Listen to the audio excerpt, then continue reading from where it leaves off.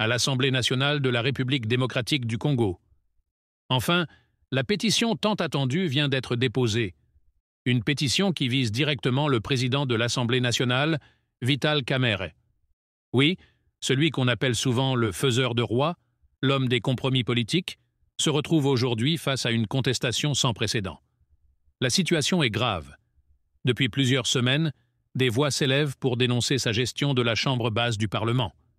Les accusations fusent, manque de transparence, favoritisme, blocage des réformes et surtout une trop grande proximité avec certains acteurs politiques qui fragilisent l'équilibre déjà précaire de la majorité présidentielle.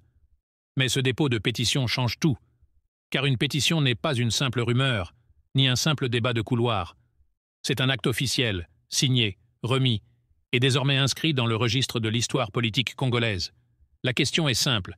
Vital Kamerhe va-t-il résister à cette tempête, ou bien l'Assemblée nationale va-t-elle basculer vers un tournant décisif?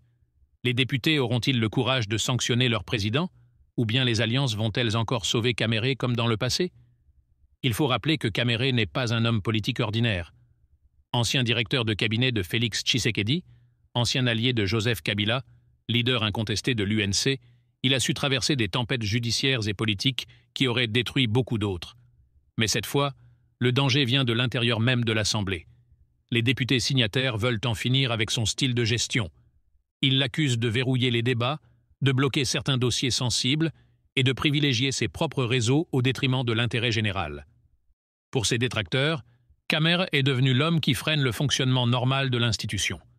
Mais attention, la bataille ne fait que commencer.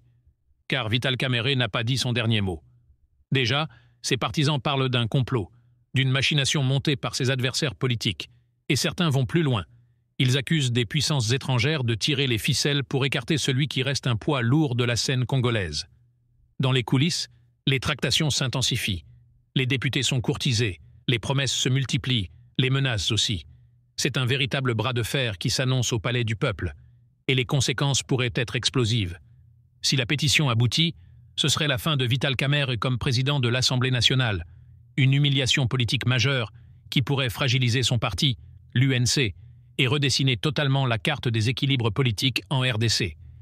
Mais si Kamerhe réussit à survivre, il sortira renforcé, encore plus incontournable et capable d'imposer son influence jusqu'à la présidentielle de 2028. Ce dossier dépasse donc la simple Assemblée nationale.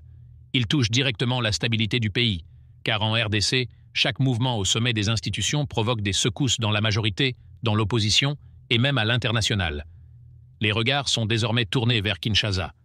Le peuple attend de voir si cette fois, les députés iront jusqu'au bout ou si cette pétition ne sera qu'une nouvelle page de la longue saga politique congolaise, faite de manœuvres, de calculs et de retournements spectaculaires. Une chose est sûre, le climat est électrique. Le palais du peuple est en ébullition. L'histoire s'écrit en direct et le destin de Vital Kamerhe est suspendu à quelques signatures, quelques votes, quelques alliances. Alors, chute ou survie? Les prochains jours seront décisifs.